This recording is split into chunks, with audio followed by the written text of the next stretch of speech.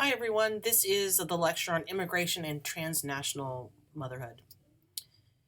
So this particular slide is of the Immigration Explorer, which is located on the New York Times website, and I'll try to remember to post the link to this, because what it actually allows you to do is actually zoom down to the neighborhood level using census data to look at the percent of the population and where they're immigrants from.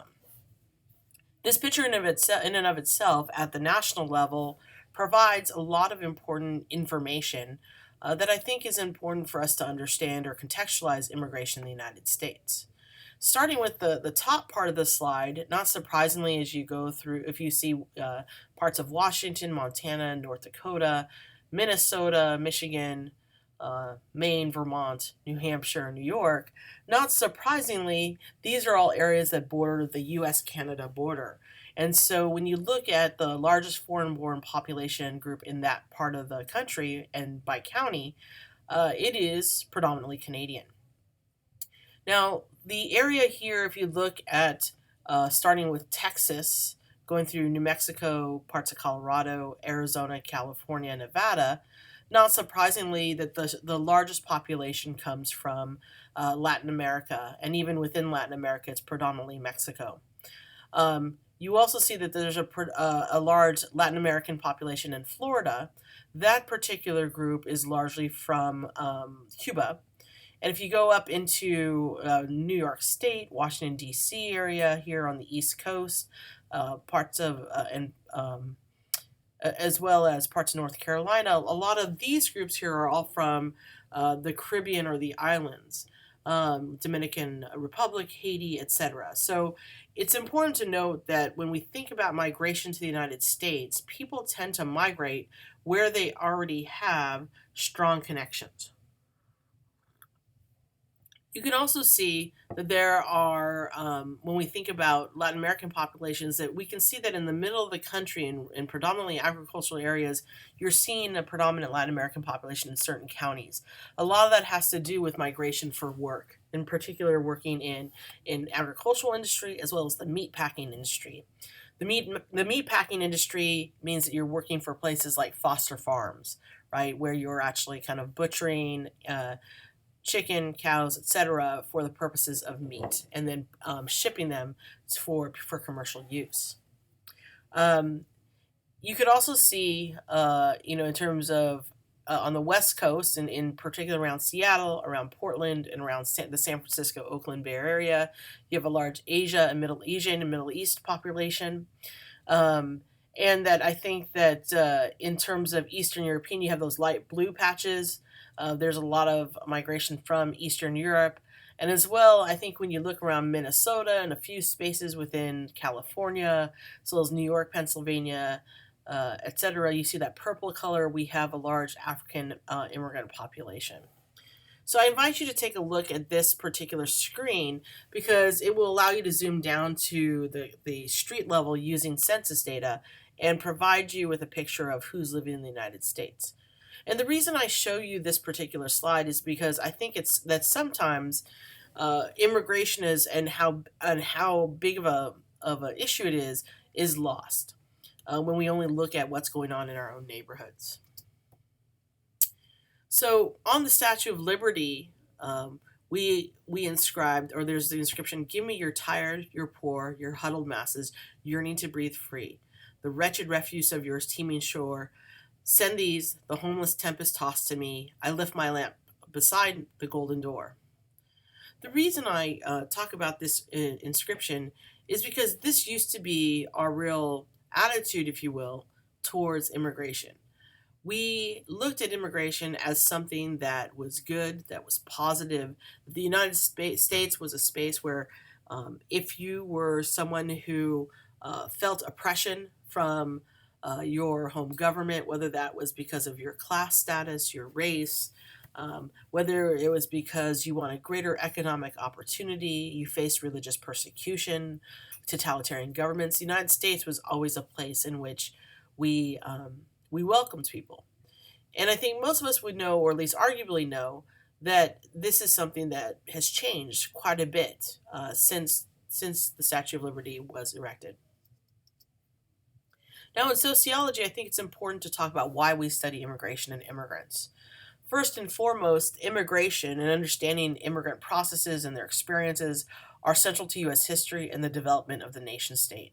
In other words, we understand that immigration has built this country in terms of economic opportunity, in terms of agricultural development, in terms of technological innovation. We can look down to the Bay Area and understand that the technological boom or the tech boom was really associated with immigrants who were doing a lot of innovative work within the technology industry.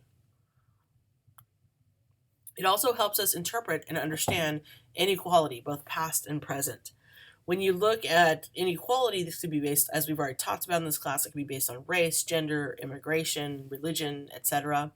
And so when we understand immigration and how different groups were pitted against each other, we understand why some groups were considered superior and others were considered inferior. It also helps us understand the political economic conditions that spur migration, but also development in the US and abroad. Um, by this, what's important to note is that when we study immigration, at least the old school way of looking at it was very similar to what we learned about when we talked about assimilation theory. We talk about immigration as something that starts when someone enters a new country. But instead, it's important to note that the reason why people often migrate to the United States is because of the political economic conditions due to international policy, some of which the United States is implicated in. It also helps us understand the unique identity politics central to US politics. In other words, it also helps us understand that sort of hyphenated identity we've talked about. It helps us understand how different groups have had a political impact in the United States. And these are all things that we study within sociology. So just some basic definitions on these next few slides. Migration. Human migration denotes any movement by humans from one locality to another, sometimes over long distances or in large groups. The movement of populations in modern times continues in both the form of what we call voluntary migration, within or outside of one's region or country, and involuntary migration, which includes the slave trade, trafficking in human beings, and ethnic cleansing. So when we talk about voluntary migration, obviously we're talking about the fact that individuals have a choice, or they make a choice to move inside or within or outside one's country of origin. Involuntary migration means that it's against their will, that they did not want to do this, right, as is implied by slave trade, trafficking, etc. And it is really important for us to be able to distinguish the two. In terms of this section that we're talking about, we're going to focus almost entirely on on voluntary migration. Then we have international migration. International migration is moving from one nation state to another for work, education, to escape persecution, and for family reunification. Keep in mind that when I say nation state, this means from one country to another. So over the next couple of slides, I want to kind of give you a portrait of immigration. So here on this slide, it's a statistical portrait of the foreign-born population in the United States in 2009.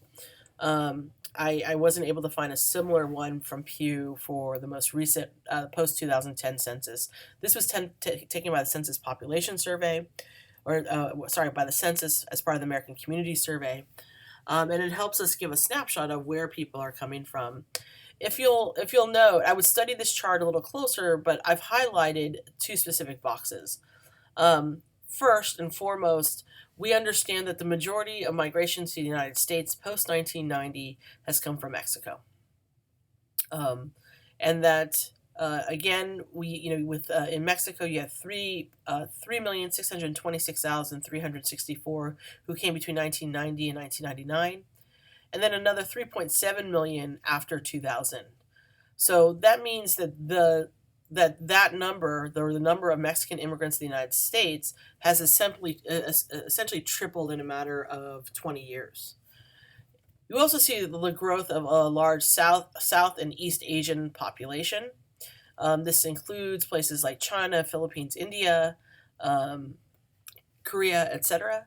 And so you'll see that there's also been exponential growth, 1990 and 2000 and later, of 2.5 million between 1990 and 1999, and 3 million 2000 or later.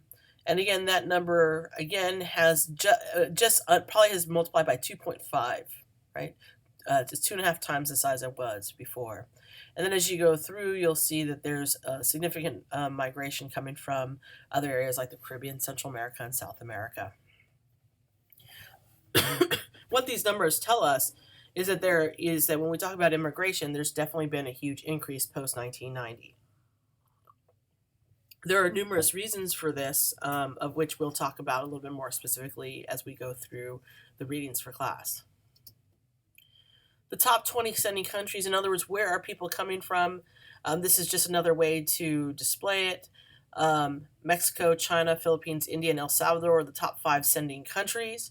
It's important to note that migrants from Mexico total more than the remaining 19 countries in total. Take a look at this particular slide and see if there are any countries that surprise you in terms of being in the top 10 or the top 20. Now, if we had actually also done this chart back at the turn of the century in the 1900s, you would have seen a much more heavily Western European orientation towards who was coming to the United States, because a lot of the Asian and Latino populations were barred from the United States by U.S. law. So where are they working, or who hires immigrants?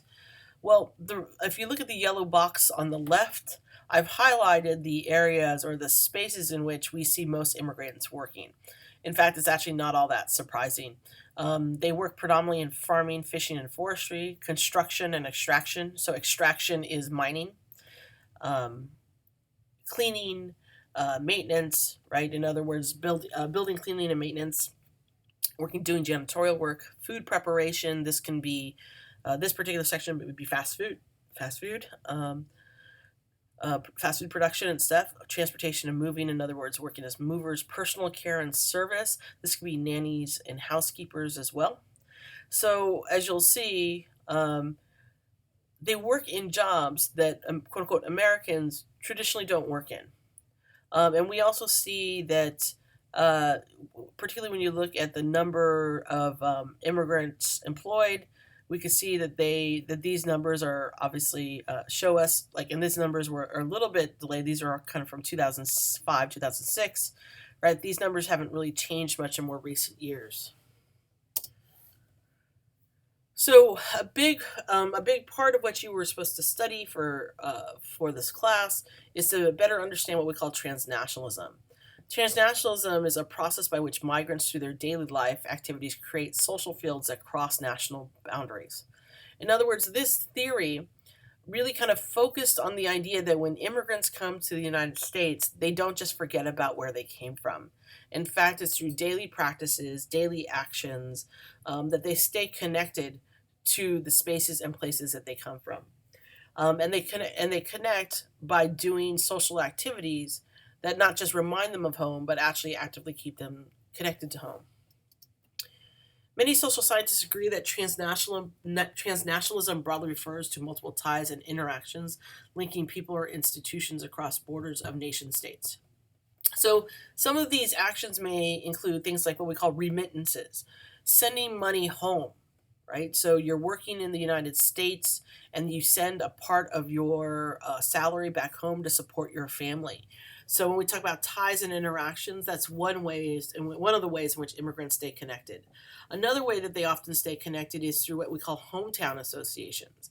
They join clubs here in the United States where the clubs sponsor particular what we call infrastructure activities in their country of origin. So this could be the building of a park, the building of a school in their village or in their country. It also is about celebrating particular holidays together or festivals together. In many cultures, there are particular days in which they commemorate those who have passed away. And so oftentimes you'll find that they will celebrate those individuals from where they live. And so when we talk about these ties and interactions, they can be both celebratory, cultural, as well as monetary. The other thing that's important to note about transnationalism is this idea that it must be sustained. It must show sustained cross-border relationships, exchange, and affiliations, both kin and social, so meaning family as well as social ties, loyalties, social formations spanning nation states, non-government activities such as aid providers. I think the key word in this particular slide is the word sustained. In other words, we're not talking about just sort of one shot deal. We're talking about this continuously happening, that you're continually doing something to stay affiliated or stay loyal to where you came from. So, for examples, we've seen economic transnationalism in the form of remittances. We see political transnationalism. So, in other words, staying tied to the politics of what's happening at home.